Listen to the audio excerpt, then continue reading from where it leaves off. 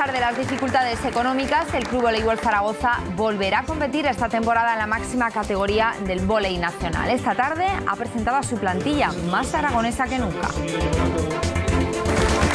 A pesar de las dificultades económicas, el Club Voleibol Zaragoza volverá a competir esta temporada en la máxima categoría del vóley nacional. Esta tarde ha presentado a su plantilla, más aragonesa que nunca.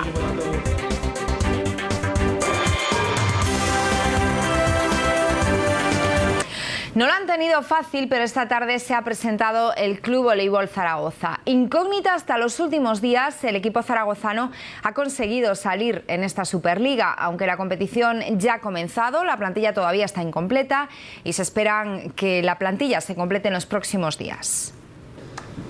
Foto de familia del Club Voleibol Zaragoza, el representante de la capital aragonesa en la Superliga.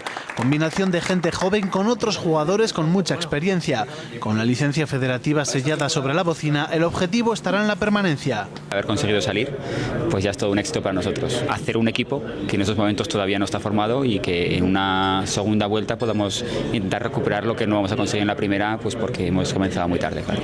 El club reconoce que el equipo todavía no está cerrado. Hoy ha llegado el campeón de Superliga las dos últimas temporadas con el CAI Teruel, Abel Bernal.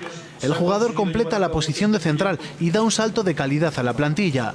Los pocos fichajes de fuera completan un grupo formado por gente de la casa. El capitán Rubén Calonge cumple su 10º año con la camiseta zaragozana. Esperemos que con la incorporación de estos últimos fichajes y con la gente que pueda jugar aquí en casa, salvemos buena parte de los resultados de los partidos que juguemos aquí en Zaragoza y seguir confiando en la permanencia, que es el primer objetivo. Este fin de semana, primera final. El Club Voleibol Zaragoza se encontrará con un rival directo por la permanencia, el Club Voleibol Vigo.